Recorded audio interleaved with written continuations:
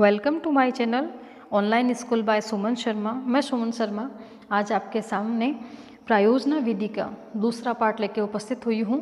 आज हमारा जो टॉपिक रहेगा वो प्रायोजना विधि के प्रकार के बारे में रहेगा कि हमने पिछले वीडियो में देखा प्रायोजना विधि के बारे में समस्त जानकारी ली। अब हम देखते हैं प्रायोजना विधि कितने प्रकार की होती है। तो देखिए स्टार्ट करते हैं। तो देखिए प्रायोजना के प्रकार हम देखते हैं।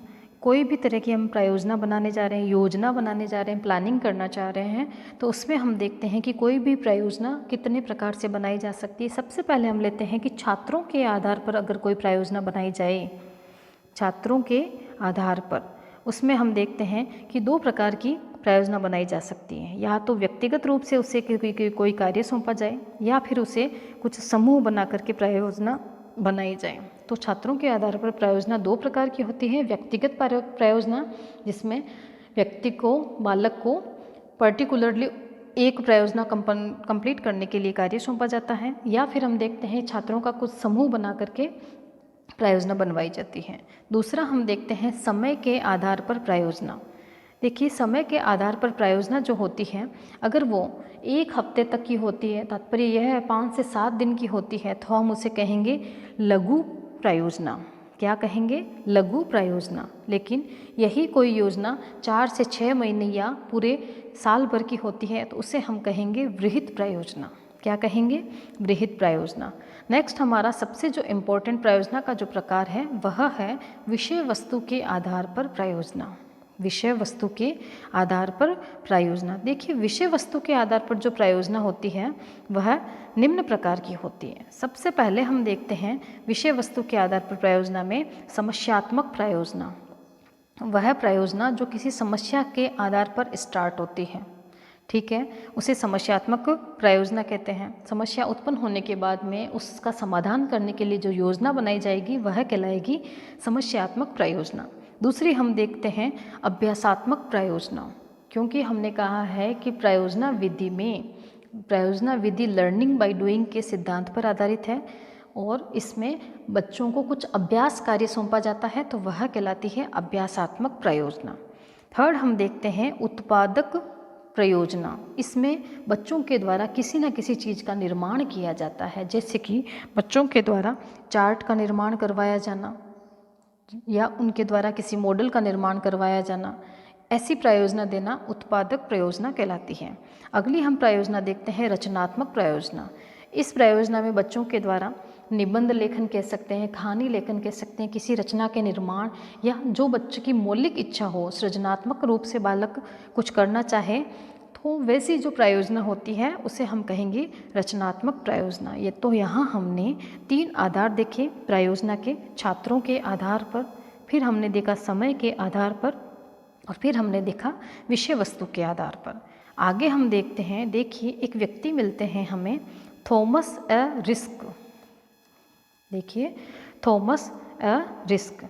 थॉमस ए रिस्क ने अपनी पुस्तक, देखिए मोस्ट इम्पॉर्टेंट है ये टॉपिक प्रायोजना विधि, इससे रिलेटेड 1 से 2 प्रश्न आपके एग्जाम में आने की संभावना पूरी रहेगी, इसलिए मैंने इसको 2 पार्ट में भी आपको करवाया है और एक पर्सन या एक कोटेशन को आपको इतना क्लियरली यहाँ दिया है कि आप एग्जाम में उसकी मदद ले सको। तो थॉमस ए रिस्क ने अपनी पुस्तक principle and practice of teaching in secondary school, पुस्तक का नाम है ये principle and practice of teaching in secondary school.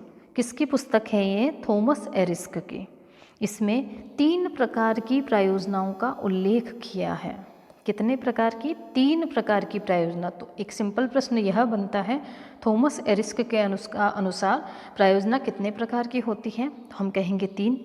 अगला प्रश्न, थॉमस ए रिस्क द्वारा प्रायोजनाओं का उल्लेख अपनी किस पुस्तक में किया है? तो principle and practice of teaching in secondary school में किया है। अब अगला हम देखते हैं कि थॉमस ए रिस्क ने कौन कौन सी प्रायोजना के बारे में वर्णन किया है। तो सबसे पहली इनकी जो प्रायोजना आती है वह है उत्पादनात्मक प्रायोजना, दूसरी है समस्यात्मक प्रायोजना और तीसरी है सीखने से संबंधित प्रायोजना। देखिए उत्पादनात्मक प्रायोजना भौतिक वस्तु के निर्माण से संबंधित होती है, समस्यात्मक प्रायोजना बौद्धिक निर्माण से संबंधित होती है और सीखने से संबंधित प्रायोजना सृजनात्मक कार्य जैसे कि हम बात करें कहानी है, लेख है, नाटक है आदि जो लिखे जाते हैं उनसे संबंधित यहाँ हमने अर्थ भी किया और इनके प्रकार पर भी चर्चा की है। किसकी है ये प्रयोजना तीनों? थॉमस ए रिस्क की। तो एक आधार पर हम कह सकते हैं कि थॉमस ए रिस्क ने विषय वस्तु के आधार पर प्रयोजनाओं का विभाजन किया था। अगला हम देखते हैं, देखिए W.H. किलपैट्रिक। ये नाम आपने हमारे पिछले वीडियो में सुना होगा। देखिए W.H. किलपैट्रिक प्रयोजना विधि के जनक हैं। 1918 में इन्होंने प्रयोजना विधि का निर्माण किया था और यह जॉन डीवी के शिष्य थे। इनके द्वारा 3 सिद्धांतों के आधार पर learning by doing, learning by experience और लर्निंग बाय ऑब्जर्वेशन के आधार पर प्रयोजना विधि का निर्माण किया है। तो W.H. किलपैट्रिक मोस्ट इम्पॉर्टेंट है, इनका नाम आप याद कीजिएगा। W.H. किलपैट्रिक जो प्रयोजना विधि के जनक हैं। इनकी एक पुस्तक है फाउंडेशन ऑफ मेथड। कौन सी पुस्तक है? Foundation of method. इस पुस्तक में इन्होंने 4 प्रकार की प्रयोजनाओं का उल्लेख किया है। तो थॉमस ए रिस्क ने 3 प्रकार की प्रयोजना बताई थी और W.H. किलपैट्रिक ने 4 प्रकार की प्रयोजनाओं का उल्लेख किया।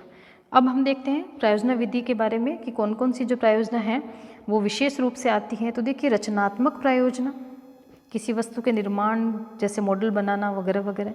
रसास्वादनात्मक प्रयोजना, अभ्यासात्मक प्रयोजना, ऐसे जिसमें बच्चे का कौशल का विकास करने के लिए उससे मानचित्र का निर्माण करवाना आदि की प्रयोजना। समस्यात्मक प्रयोजना या उपभोगात्मक प्रयोजनाएं, यह कुछ प्रयोजनाओं के प्रकार हैं जो आपको याद करने हैं, समझना है, प्रयास करना है।